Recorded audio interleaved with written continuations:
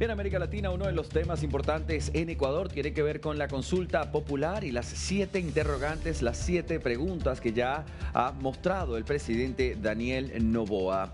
Ya comienza a ser tema de análisis esta situación. Lo que sí podemos decir es que se ha dado un primer paso. El segundo, y lo conversaba con César García Vélez hace unos minutos, es esperar que tanto la Constitución como la Corte Constitucional determinen que estas 7 preguntas no violan ninguna normativa establecida en las leyes ecuatorianas para dar ese sí, que lo llevará a un siguiente paso, pasarlas al boletín electoral. Esto sería en diciembre, cuya fecha específica todavía no se conoce, pero se espera sea en diciembre la consulta popular. ¿Qué generaría esto? A Daniel Noboa, legitimidad. Le daría el apoyo del pueblo y no es la primera vez que lo hace, ya lo hizo en otra reforma, en otra consulta para la reforma constitucional y donde obtuvo el apoyo del pueblo, por ejemplo, en lo que fue la activación del protocolo de extradición, que otros países puedan solicitar que los criminales pues vayan a pagar sus crímenes afuera. Y el primer caso registrado tras esa propuesta aceptada por el pueblo y establecida por Daniel Noboa fue el de alias Fito recientemente. Ahora quiero que hablemos de estos 7 puntos y por supuesto los detalles los trae César García Vélez. Compañero, contigo. Sí, ¿cómo estás, Andy? Bueno, la gran pregunta es, ¿alcanzaremos a diciembre para poder aprobar todos estos pasos que tú habías señalado? Hay algunas preguntas que están más avanzadas que otras porque ya han sido tramitadas en el seno de la Asamblea Nacional.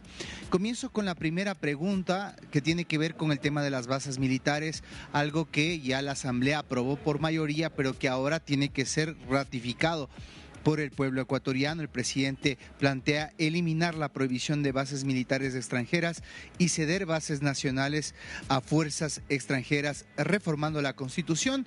Una pregunta muy importante en el marco de la lucha contra el crimen organizado.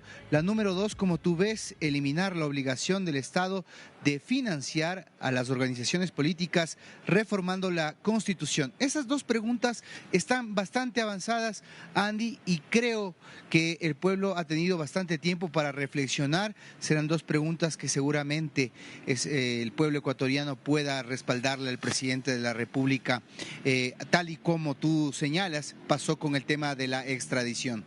Bien, César, estas son las 2 primeras interrogantes. ¿Te parece que analicemos directamente las 2? Son 7. ¿En qué marco se adjuntan? Vamos a mirarlas también en pantalla, las leemos y analizamos si te parece. La número 3, César, dice eliminar el CPCCS y transferir sus funciones a la Asamblea, Defensoría y Contraloría, enmendando la Constitución. Y la número 4 también, interesante de análisis, reducir el número de asambleístas y modificarse el sistema de elección, enmendando la Constitución. Compañero. Esas tienen que ver con la estructura política del Ecuador.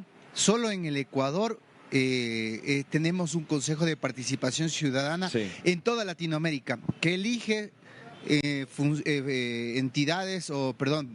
autoridades como la Fiscalía General, el Fiscal General, el Contralor General del Estado, el Defensor Público, el Defensor del Pueblo, y esto antes de la Constitución del 2008 recaía en la Asamblea Nacional. El presidente dice, esta institución me parece ineficaz, ha sido tomada también por agrupaciones políticas, a veces incluso hegemónicamente por una sola, y esto hace que sea mejor que desaparezca y que esas funciones nuevamente regresen a la Asamblea Nacional. Lo propio con el tema de los asambleístas, tenemos actualmente 151, se subieron en este año porque aumentó la cantidad de habitantes.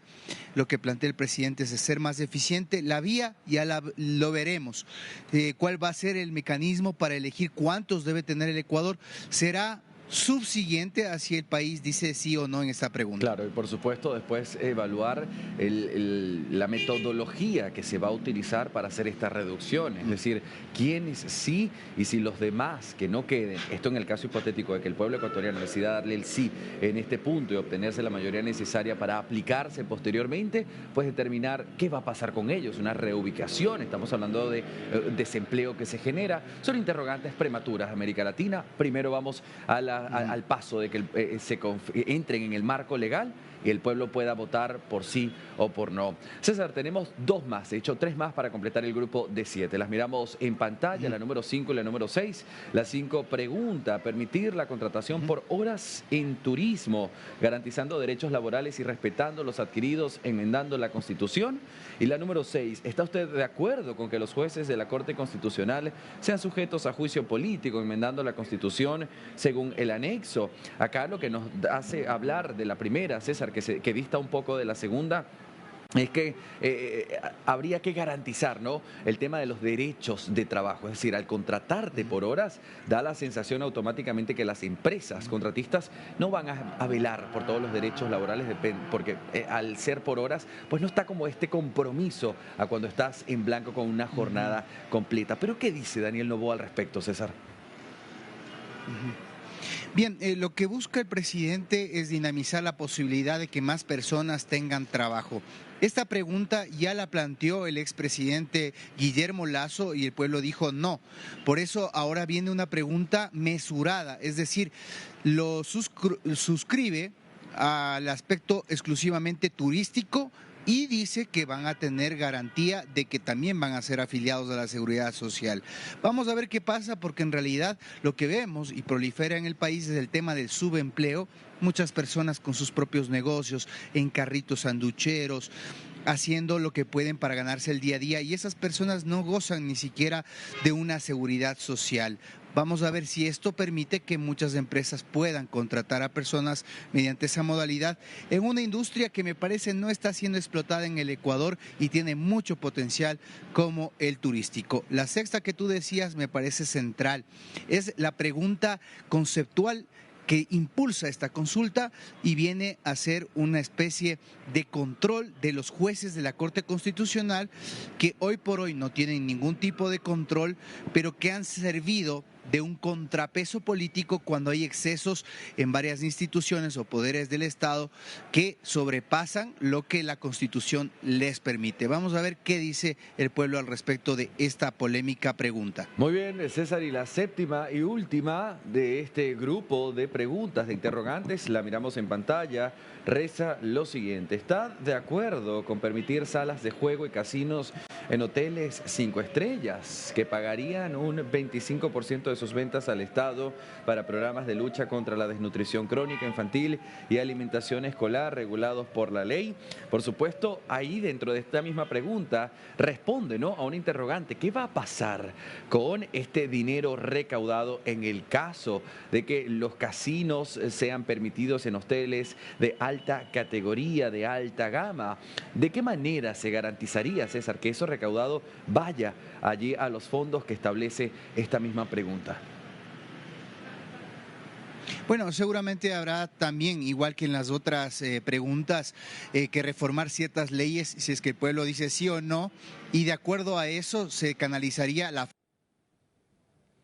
A ver, César, te he perdido, compañero. Veremos entonces cuál es la respuesta del pueblo en la número 7. Esto, América Latina, en el caso de que comience, de que la Constitución y la Corte Constitucional efectivamente puedan darle el ok a estas 7 interrogantes, es decir, que entren en el marco legal de la misma Constitución, de que no violan ningún derecho, y una vez aprobada ya en la boleta electoral, el pueblo tendrá que decidir. Sobre esta última pregunta se ha dicho también sobre la posibilidad de América Latina, y no es una mentira, el hecho de lavado de dinero en este tipo de sitios. ¿Cómo garantizar, por ejemplo, lo que es los salarios y la economía a nivel nacional si esto se permitiese, si el pueblo decide votar? Por supuesto, hay una propuesta que tiene lo que vienen siendo estas respuestas de garantía. Vamos a estar analizándolas juntos en el transcurso del tiempo.